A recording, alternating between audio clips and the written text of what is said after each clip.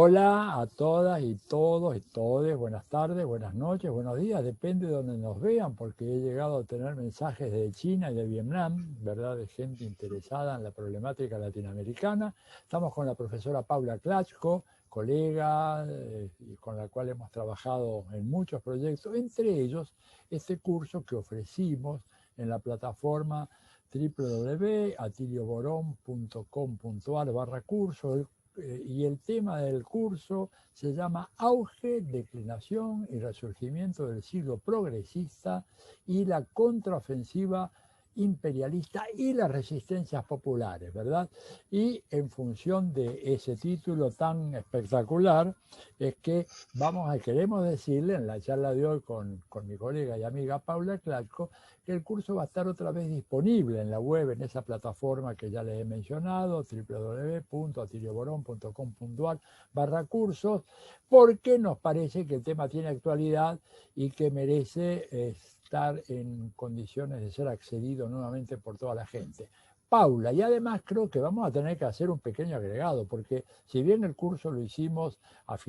principios de este año lo terminamos, el mundo se mueve de una manera tan vertiginosa que da la impresión de que tenemos que agregar muchas cosas. ¿Cómo ves vos eso, verdad? Los cambios que ha habido en América Latina, al fin y al cabo volvió el MAS al gobierno en Bolivia, ya habíamos dicho algo, pero bueno, ahora ha pasado mucho más tiempo, está la situación de Chile, de Colombia, de Perú. A ver, te escucho y después dialogamos un poquito sobre esto.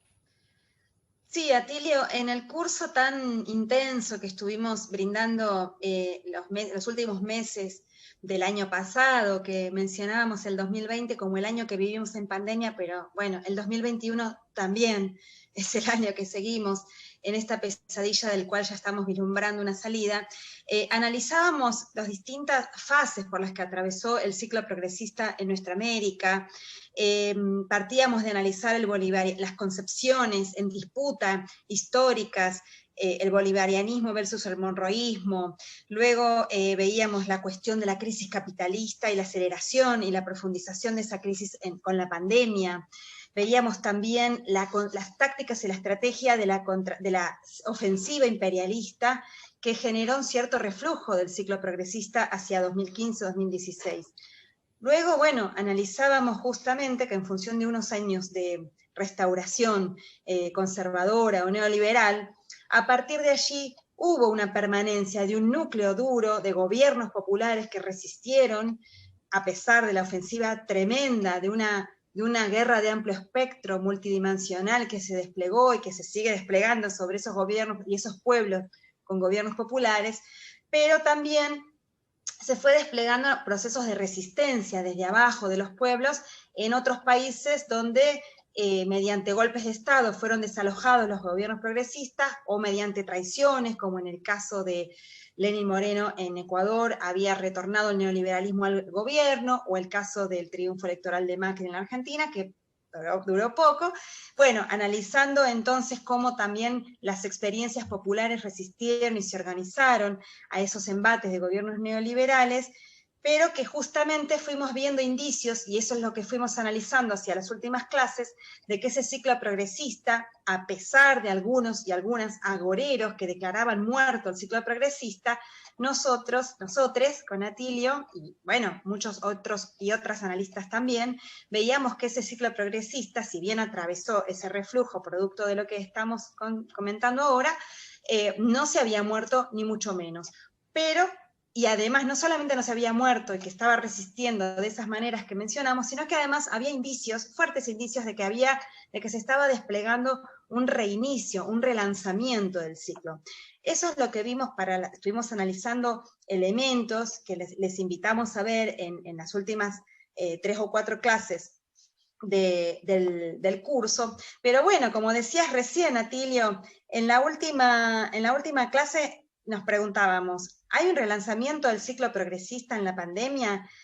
¿Cuáles son los principales escenarios de la lucha antiimperialista? Y claro que sí, porque la ola insurreccional que comenzó allá por octubre de 2019,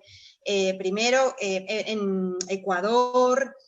recuerdan en Chile, también en Haití, con grandes movilizaciones en Colombia, esa ola insurreccional que después se atravesó cierta pausa producto de la pandemia, en realidad nunca frenó, se mantuvo y resurgió, y también recordemos algunos elementos conatos insurreccionales al principio, como resistencia al golpe de Estado, y como decías vos recién, la recuperación del gobierno democrático, bajo la misma fuerza que expresa ese sujeto histórico y político que protagonizó la revolución democrática y cultural en Bolivia, que gracias a la movilización del pueblo en la calle, pudieron garantizar elecciones que la dictadura Áñez, con el apoyo de la OEA y de Estados Unidos, venían postergando, y finalmente en 2020 recuperan el gobierno. Entonces, los invitamos ahora, Atilio, a seguir pensando estas cuestiones, cómo continúa hoy y se profundiza la ola insurreccional, ahora de manera plena en Colombia, cómo esa insurrección se va reflejando también en la superestructura política, por ejemplo, en Chile, en Perú también, como hubo movilizaciones populares, y también hay un escenario de polarización tan interesante en Perú, ¿verdad, Atilio? Absolutamente, yo creo que es cierto que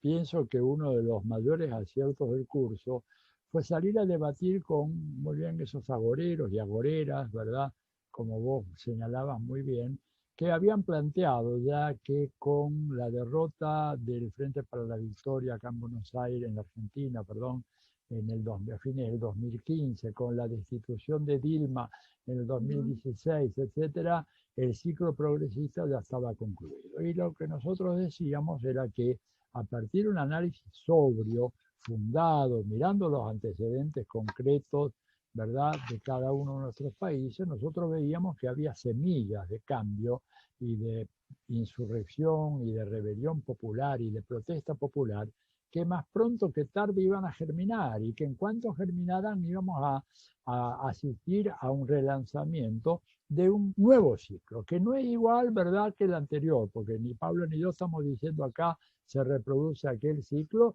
porque es posible, porque las condiciones, a ver, cambian las condiciones internacionales, ¿no es cierto? Hoy en día tenemos un sistema internacional que está basado en una tríada, mientras que en aquel momento, hace 20 años, era un sistema internacional con un predominio absoluto excluyente de Estados Unidos. Hoy en día hay más márgenes de maniobra. En segundo lugar, faltan en el ciclo actual tres personalidades monumentales como Chávez, Fidel y Néstor Kirchner,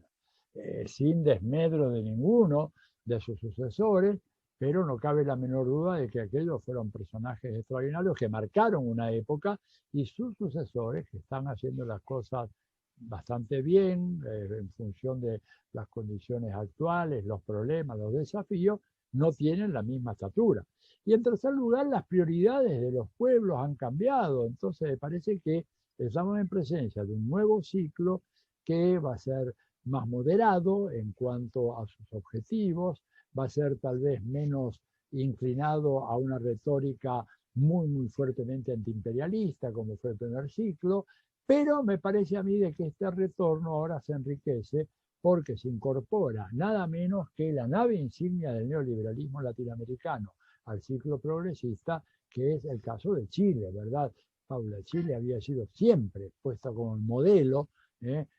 económico, social y político, y aquello se vino abajo, y hoy en día Chile ya está encaminado, está enrumbado en una dirección que lo lleva en esta línea de un progresismo más moderado, pero progresismo, en fin, se cambia, hay un cambio de rumbo, y a mí me parece que esto es lo importante de marcar cuando hablamos, no es que se produce una revolución, pero claramente hay un giro tal vez leve, tal más acentuado en un país, menos en otro, pero está cambiando el rumbo, y eso se ve de manera muy clara. Paula, ya te paso la palabra, vos hablabas muy bien del caso de Perú. El caso de Perú es un caso fenomenal, porque ahí tenemos un pueblo que reacciona a 31 años de fujimorismo, porque si bien Fujimori se fue, ¿verdad?, después de 10 años, en el 2000, pero el fujimorismo como práctica del Congreso, como aparato normativo, como conjunto de regulaciones, ha seguido hasta el día de hoy. El fujimorismo nunca se fue, realmente dejó una herencia que marcó 31 años de la vida política peruana y que aparentemente ahora está llegando a su fin, aunque todavía hay mucho por andar, porque la reacción de la derecha latinoamericana y peruana ha sido feroz en contra de Castillo. ¿Cómo lo ves? Es brutal, las derechas y otro de los elementos, entre muchos otros que acá no podemos mencionar, que analizamos en el curso, es como también las derechas, las oligarquías que gestaron a su imagen y semejanza a los estados nacionales en América Latina, y que detentan el poder económico, continúan detentando el poder económico en nuestra región, cómo no les interesa la democracia, y cuando les sirvió, saliendo de las dictaduras cívico-militares, del Cono Sur y demás, la utilizaron para adoptar las políticas neoliberales de concentración de la riqueza, pues las dejaron ser, pero cuando la democracia se abrió, se amplió y emergieron fuerzas políticas que integraron a los pueblos en mayor o en menor medida, pero con proyectos de mayor democracia, de ampliación de los horizontes democráticos,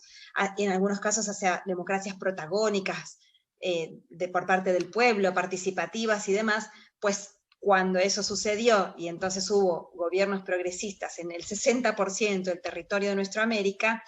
entonces esas élites comenzaron a desplegar todo tipo de tácticas y estrategias para obturar, para poner palos en la rueda de la propia institucionalidad democrática, y eso se ve todavía más en los países que no atravesaron por la primera ola del ciclo progresista, en la que ahora hay realmente profundos procesos insurreccionales, como decíamos recién, como lo hubo y lo haciendo en Chile, como en Colombia, esta disputa también política muy fuerte y muy polarizada en Perú, bueno, el caso de Haití, que también es todo un caso en sí mismo especial, y esta irrupción se da, esta irrupción popular de manera realmente insurreccional, pasando por fuera de las instituciones, cuestionando toda la representación política que les causó el desamparo y la miseria, y en el caso de Colombia la muerte sistemática, porque recordemos que en Colombia hay hace más de 70 años, diría, un Estado terrorista, hay una política sistemática de Estado terrorista bajo formas pseudodemocráticas. Y entonces en esos países gobernados por la derecha es donde se dan estas profundas movilizaciones que sin duda se van a reflejar y van a impactar en la superestructura política. Entonces tenemos Chile con un proceso electoral que comenzó a principios de este año y va a continuar en noviembre,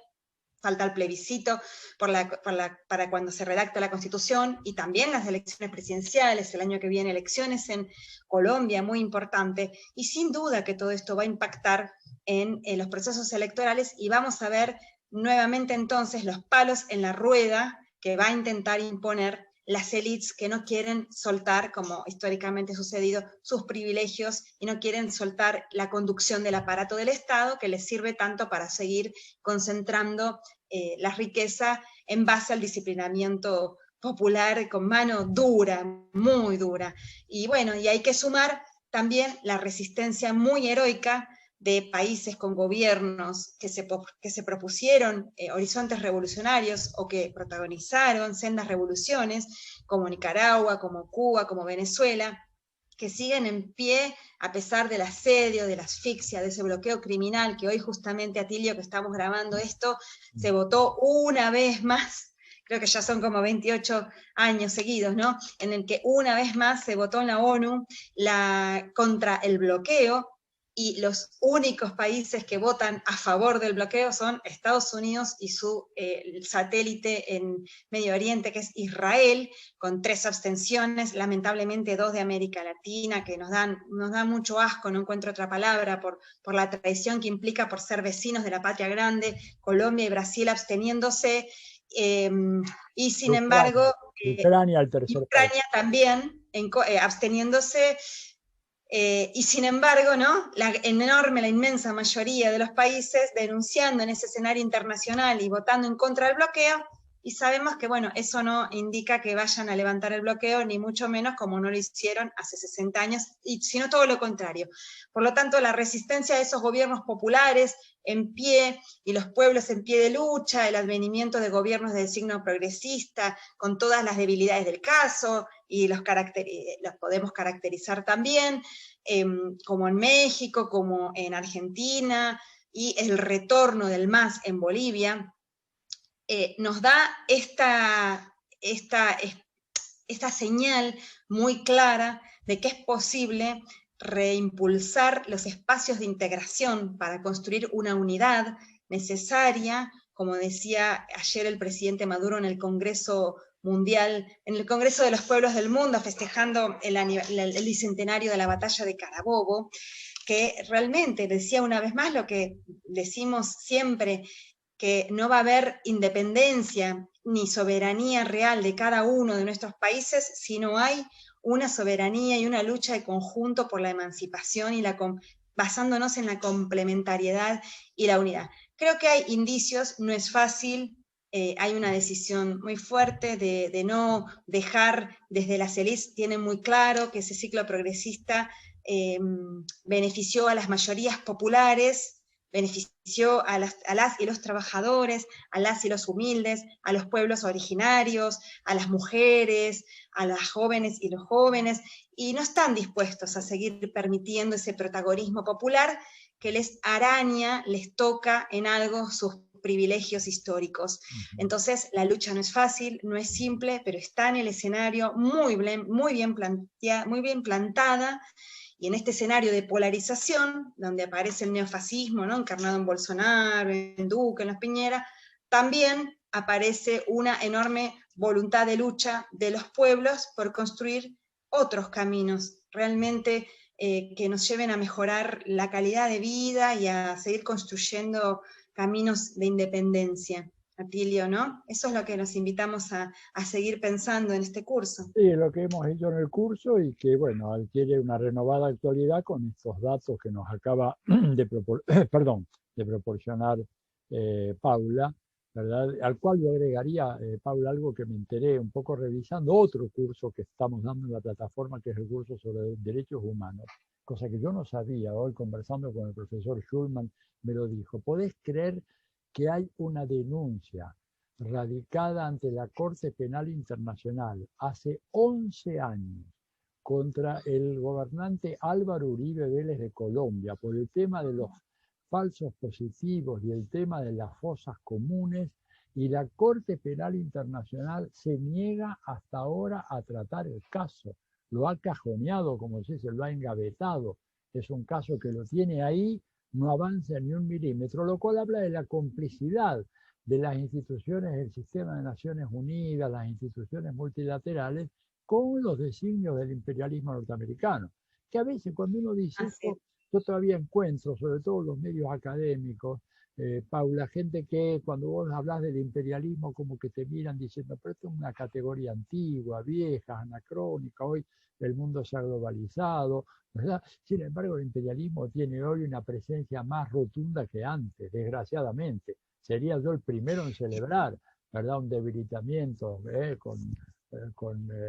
Paula estaríamos más que felices de decir que el imperialismo se ha debilitado al grado tal de que ya no es capaz de producir daños. Pero fíjate vos de que incluso ha salido un libro hace poco de un autor norteamericano, se me escapa en este momento el nombre, pero el título del libro sí me acuerdo muy bien, se llama El arte de las sanciones. The Art of Sanctions, el arte de la sanción. Y el tipo hace una fundamentación de por qué Estados Unidos tiene que seguir aplicando sanciones a los países de América Latina, a los países que consideran una amenaza a la seguridad nacional de los Estados Unidos. Fíjate vos, incluso esa política rastrera, miserable, genocida, ya tiene sus elaboradores teóricos. Se llama Richard Nephew, el autor de ese libro. Y entonces esto habla entonces de la actualidad tremenda del imperialismo. Bueno, el curso ya está ahí disponible. Les quería comentar de que si ustedes se inscriben en la plataforma www.atilioborón.com.ar/cursos, se inscriben y ya lo pueden empezar a seguir esta noche. Va a ser duro, va a ser como esas series complejas de Netflix o de Flow, en donde cada capítulo son 45 o 50 minutos. Además, en cada clase, son 9 clases en total, creo, ¿verdad? Les damos una serie de materiales de apoyo muy, muy importantes, de videos y de bibliografía, o sea que se pueden atragantar si lo hacen de golpe. Les recomiendo que lo vayan absorbiendo de a poquito, como se toma un buen pisco peruano, un buen vino chileno, una buena cachaza brasileña, un buen ron venezolano o cubano, ¿verdad? Pero ahí lo tienen todo. Entonces, nada más que eso, queríamos entonces invitarlos a que vengan. Con Paula vamos a hacer, pero vamos a hacer una clase especial, no esto, sino una clase especial que vamos a también a colgar ahí para que aquellos que llegan ya a la última clase tengan esta actualización sobre los cambios que se han producido, las perspectivas, lo que se viene, porque Paula decía muy bien, hay elecciones en mayo del año que viene en Colombia y por primera vez asoma la posibilidad de que haya un triunfo del centro izquierda en Colombia. Hay elecciones en octubre del año que viene en Brasil, ¿no es cierto? O sea que estamos viendo un panorama. Lo habíamos advertido en el curso y un poco alguna gente pensaban de que era un poco un pensamiento que movilizado más que nada por nuestro deseo, pero era, yo creo que era una buena lectura correcta de la realidad. Decíamos con Paula, hay un cambio sociopolítico que está en gestación. No sabemos cuánto dura ese embarazo y la gestación y el nacimiento de la niña, pero que hay un proceso y ahora lo estamos viendo. Así que, bueno, de eso vamos a hablar. Paula, si querés decir unas palabras para despedirte y después cortamos la transmisión. ¿Qué te parece? Me parece que vuelvo a reforzar tu invitación, a que sigan el curso, a que aprovechen estos debates que nos hemos dado con Atilio, tan interesantes, con el condimento también, Atilio, de que en la en la segunda clase sobre la aceleración y profundización de la crisis capitalista, con la pandemia, tuvimos de invitado al profesor Amado Boudou, al ex vicepresidente de la Argentina, con su experiencia tan importante como economista. Bueno, así que realmente me parece que es un curso que nos brinda herramientas para entender mucho más en profundidad las raíces de las disputas actuales y todos los debates y todos los elementos que hay que tener sobre la mesa para hacer un análisis de situación de este momento de tanta intensidad en América Latina y del escenario que también se va a dibujar en estos próximos meses tan centrales para apostar a que ese ciclo progresista del cual vemos indicios que nace, poder tener herramientas para reforzarlo y que sea una realidad para todos y todas. Nos esperamos entonces. Gracias, Paula. Entonces los esperamos www.atilioborón.com.ar/cursos. Eso es todo. Y adelante con los faroles. Vamos a finalmente prosperar y vamos a ganar esta gran batalla en la cual estamos librando. La gran batalla de ideas a la cual Fidel nos había convocado. Hasta pronto.